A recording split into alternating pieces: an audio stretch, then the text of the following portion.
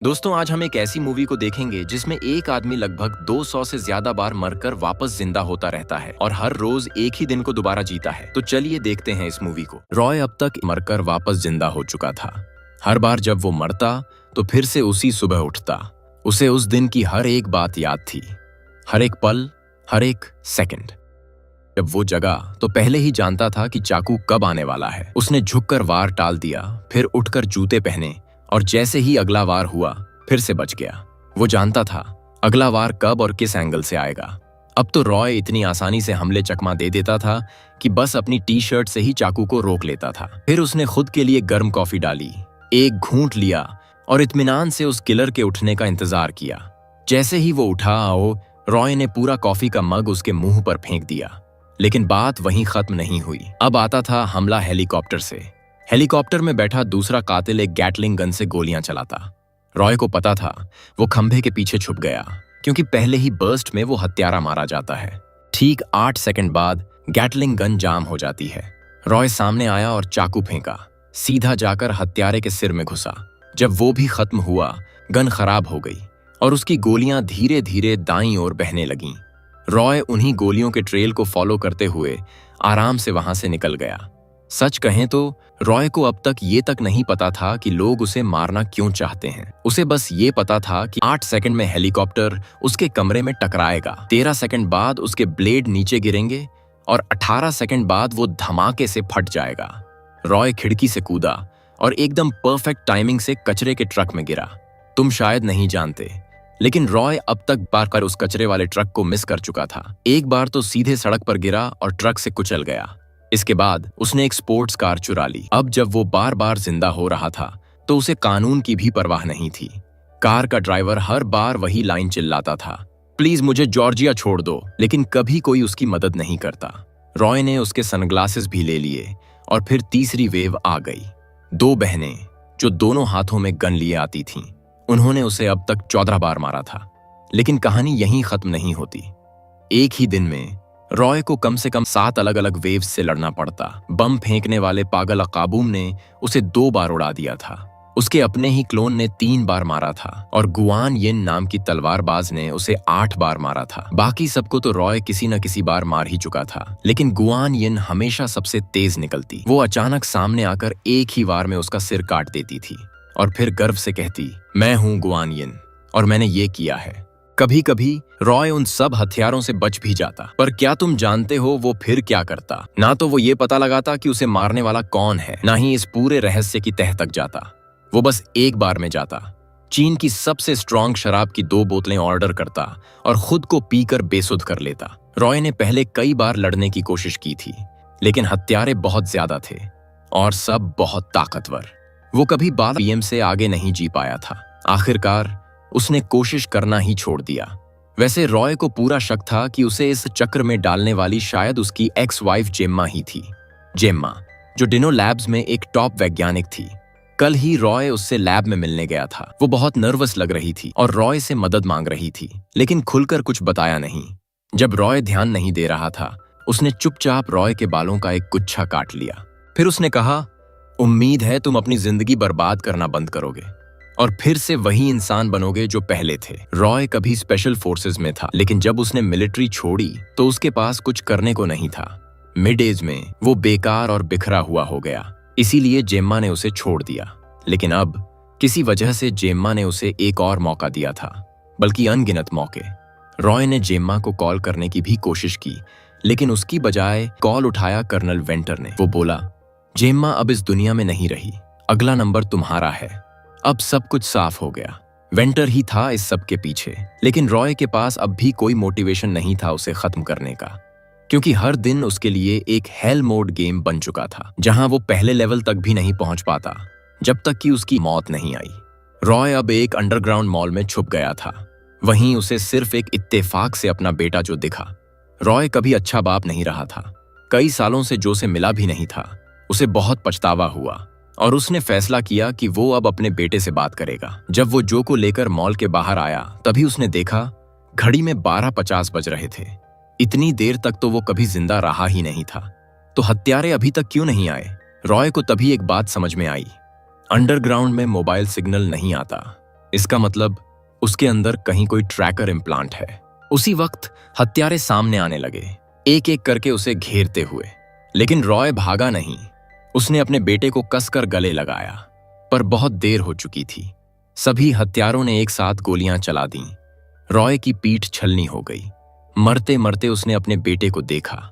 ना दर्द महसूस हुआ, ना डर, बस जो कि आंखों में हैरानी, दुख और प्यार दिखाई दिया। और पहली बार रॉय सच में खुश था। 124वीं बार पुनर्जन्म। रॉय ने एक हत्यारे को पकड़ लिया और जोर से चिल्लाया, बताओ मुझे ट्रैक कैसे कर रहे हो? लेकिन वो हत्यारा बहुत टफ था, मरते दम तक कुछ नहीं बोला। अब रॉय को खुद ही इसका जवाब ढूंढना था।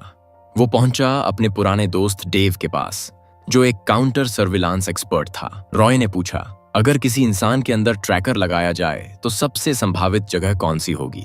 डेव ने कहा, दांतों में। उसी वक्त रॉय को याद आया, कल रात जो लड़की मिली थी वो एक डेंटिस्ट थी। उसने रॉय को डेट पर ले जाकर अपने क्लिनिक में उसके दांतों की जांच की थी। रॉय दौड़कर बाथरूम गया और एक एक करके अपने दांत निकालने लगा। हर दांत निकालने के बाद वो एक घूंट शराब पीता। दर्द असहनीय था। आखिरकार उसे वो एक दांत मिला जिसमें ट्रैकर था। अब सब कुछ बदल गया। अब रॉय हत्यारों की चालें पहले से समझ सकता था। उसने उसी दांत को बेआइट की तरह इस्तेमाल किया ताकि हत्यारे खुद उसके पास आएं, और फिर वो उन्हें एक एक करके मारने लगा। जब सारे हत्यारे खत्म हो गए, अब बारी थी उसके असली दुश्मन की, colonel Venter. Venter Dino Labs में था। रॉय पूरी स्पीड से कार लेकर पहुंचा। लैब के मेन गेट को तोड़ते हुए अंदर घुस गया, लेकिन सीधा जाकर दीवार से टकराया और तुरंत मर गया। अगली रिवाइवल, फिर से वही कोशिश।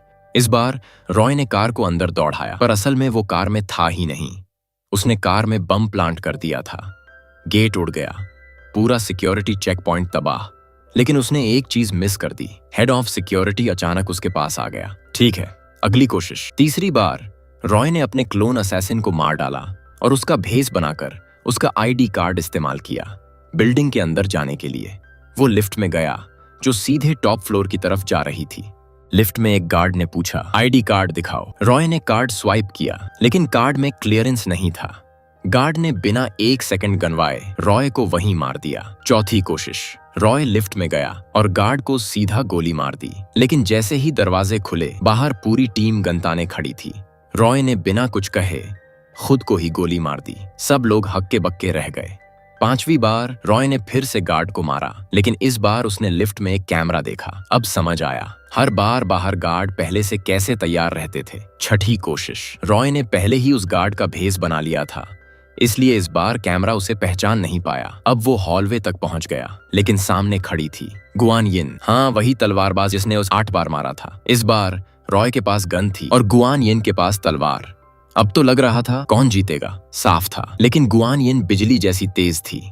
गोलियां तो उसे छू तक नहीं पा रही थीं। उसने रॉय की गन को आधा काट दिया और एक झटके में उसका सिर धड़ से अलग कर दिया। रॉय इस बार सब मशीन गन लेकर आया और तेजी से फायरिंग की, लेकिन गुआन यिन ने फिर से हर एक गोली को बड़ी आसानी से चकमा दे दिया। फिर उसने रॉय के पेट में चाकू घोंपा और एक बार फिर उसका सिर काट दिया। रॉय ने एक राइफल उठाई, फिर भी वो उसे छू भी नहीं सका और नतीजा वही, सिर धड़ से अलग। 20 बार से भी ज्यादा बार मरने के बाद रॉय को आखिरकार समझ आया, गुआन यिन को गोली से हराना नामुमकिन है। अब उसे तलवार चाहिए थी। रॉय पहुंचा दाऊं के पास, एक चीनी तलवारबाज जो लगातार 12 साल तक वर्ल्ड चैंपियन रह चुकी थी। रॉय ने उससे गिड़गिड़ाकर प्रार्थना की, मुझे तलवारबाजी सिखाओ। क्योंकि रॉय का इरादा सच्चा था, दाऊंग ने हाँ कह दिया। उन्होंने शुरुआत की खाली हाथों से, जहां उंगलियों को तलवार की तरह मानकर अभ्यास किया जाता। रॉय हर दिन बुरी तरह पीटता था और हर दिन प्रैक्टिस के बाद वो खुद को मार देता था ताकि अगले दिन फिर से शुरू कर सके। धीरे धीरे रॉय को तलवारबाजी की कला समझ में आने लगी। अब वो लकड़ी की तलवार से ट्रेनिंग करने लगा, फिर भी बुरी तरह हारता, लेकिन धीरे धीरे सब बेहतर होने लगे। रॉय दाऊंग के सामने कुछ मूव्स तक टिक पाया। कई बार मरने और अभ्यास के बाद वो असली तलवार तक पहुंच गया। सिर्फ 7 मूव्स में रॉय ने दाऊंग को हरा दिया। उसने झुककर आदरपूर्वक दाऊंग को धन्यवाद कहा और वापस डिनो लैब्स की ओर निकल गया। वहीं फिर सामने खड़ी थी गुआन यिन। रॉय ने शांति से अपनी बंदूक नीचे रख दी और दीवार से एक तलवार उठाई। गुआन यिन ने फुर्ती से हमला किया, लेकिन रॉय अब पर्वत जितना अडिग था। सिर्फ 2 चालों में उसने गुआन यिन की एक लट काट दी। फाइट जारी रही। रॉय ने अपना बायां हाथ पीछे बांध लिया। अब वो सिर्फ एक हाथ से तलवार चला रहा था। इस बार गुआन यिन का कोई मौका नहीं था। रॉय की तलवार बार बार उसकी गर्दन के करीब से गुजर रही थी और आखिरकार उसने उसे पूरी तरह हरा दिया। अब सामने आया कर्नल वेंटर, एक बूढ़ा आदमी, सफेद बालों वाला। लड़ाई में खास कुछ था नहीं उसमें। रॉय ने उसे फटाफट पकड़ लिया। दर्द में तड़पते हुए वेंटर ने आखिरकार सच समझ लिया। रॉय इतना ताकतवर क्यों बना? दरअसल ये सब उसकी एक्स वाइफ जेम्मा की वजह से था। जेम्मा ने मरने से पहले डायनाब का अंतिम तकनीकी हथियार एक्टिवेट कर दिया था, इन्फिनिट रिस्टार्ट मशीन। वेंटर असल में इस तकनीक से पूरी दुनिया पर राज करना चाहता था, लेकिन जेम्मा ने उसे रोकने के लिए रॉय को उस मशीन का टेस्ट सब्जेक्ट बना दिया। फिर वेंटर ने एक शैतानी मुस्कान के साथ कहा, मैंने तुम्हारे बेटे जो को भी मरवाने के लिए भेज दिया है। शायद अब तक बहुत देर हो चुकी है। रॉय के होश उड़ गए। उसने वेंटर को वहीं खत्म किया और फौरन गाड़ी लेकर जो को बचाने दौड़ा। लेकिन जब वो पहुंचा तो वहां था सिर्फ जो का बेजान शरीर। रॉय टूट गया। इतनी बार मरने के बाद भी वो अपने बेटे को नहीं बचा सका। वो फूट फूट कर रो पड़ा, मैं इतना बुरा पिता कैसे हो सकता हूं? तभी एक जोरदार ब्लास्ट हुआ। दूर कहीं इन्फिनिट रिस्टार्ट मशीन ओवरलोड होकर फट चुकी थी। पूरा शहर तबाह हो गया और फिर रॉय फिर से जिंदा हो गया। अब उसमें कोई उम्मीद नहीं बची थी। उसे लग रहा था उसकी हर बर्बादी की वजह वो खुद है। उसने लड़ना बंद कर दिया। पहला हत्यारा आया। रॉय ने कोई प्रतिरोध नहीं किया, मर गया, फिर जिंदा हुआ, फिर मरा, फिर जिंदा हुआ, फिर मरा। ऐसा ही चलता रहा। फिर एक बार रॉय अचानक उठ खड़ा हुआ। अब वो बदलना चाहता था। उसे याद आया जेम्मा ने कहा था, खुद को फिर से वो इंसान बनाओ जो कभी तुम थे। रॉय गया अपने बेटे जो के पास, जिसके साथ उसने कभी समय नहीं बिताया। अब उसने बातें की, वीडियो गेम खेले, स्नैक्स ला कर दिए। जब शहर फटा, रॉय ने फिर से दिन रीस्टार्ट कर दिया। अगला दिन भी जो के साथ बिताया। धीरे धीरे वो अपने बेटे को समझने लगा। उसे एहसास हुआ पिता बनने की खुशी क्या होती है। और फिर एक दिन जो ने कुछ ऐसा कहा जो रॉय ने कभी उम्मीद नहीं की थी। आज सुबह मम्मा ने मुझे कॉल किया था। उसे अचानक एहसास हुआ जेम्मा अब भी जिंदा है। हर सुबह जब वो दोबारा जिंदा होता है तो जेम्मा भी उस वक्त तक जीवित होती है। मतलब अब भी उसके पास एक मौका है उसे बचाने का। रॉय ने वेंटर और उसके आदमियों को खत्म करने के बाद फौरन लैब की ओर दौड़ लगा दी। वहां पहुंचकर उसने सिक्योरिटी फुटेज चेक किया। उसने देखा जेम्मा की मौत ठीक AM पर हुई थी। रॉय हर दिन सुबह 7 बजे दोबारा जिंदा होता था, यानी उसके पास हर सुबह सिर्फ 14 मिनट होते थे जेम्मा को बचाने के लिए। अगली बार जब रॉय जगा, वो समय से रेस करने लगा। वो सीधे हेलीकॉप्टर में कूदा और पायलट को आदेश दिया, लैब के ऊपर ले चलो अभी। वो 7:10 AM पर लैब पर पहुंचा। गैटलिंग गन से सभी हथियारों को 10 सेकंड में उड़ा दिया। 2 मिनट बाद वो लैब में घुस गया। रास्ते में आने वाले सभी दुश्मनों को खत्म करता गया। ठीक उसी पल जब वेंटर जेम्मा को मारने वाला था, रॉय ने उसे गोली मार दी। रॉय ने कर दिखाया था। उसने जेम्मा को बचा लिया था, वेंटर को हरा दिया था। जेम्मा दौड़कर रॉय से लिपट गई और धीरे से फुसफुसाई, मुझे पता था तुम ये कर सकते हो, लेकिन दुनिया अभी पूरी तरह नहीं बची थी। मशीन अब भी फटने वाली थी और अगर ऐसा हुआ तो सब कुछ खत्म हो जाता। जेम्मा ने कहा, इसे रोकने का सिर्फ एक ही तरीका है। किसी एक इंसान को मशीन के कोर में जाना होगा। जो वहां जाएगा शायद कभी लौट कर ना आए। रॉय ने जेम्मा को देखा, उसे जो कि याद आई। अब वो टूटा बिखरा इंसान नहीं था जो कभी था। अब वो था एक पति, एक पिता जो अपनी फैमिली के लिए सब कुछ कुर्बान कर सकता था।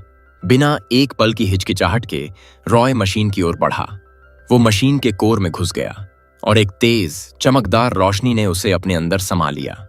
स्क्रीन धीरे धीरे अंधेरे में डूब गई। इसी के साथ ये कहानी यहाँ खत्म हो जाती है। वीडियो पसंद आई हो तो लाइक करके चैनल को सब्सक्राइब जरूर कीजिएगा।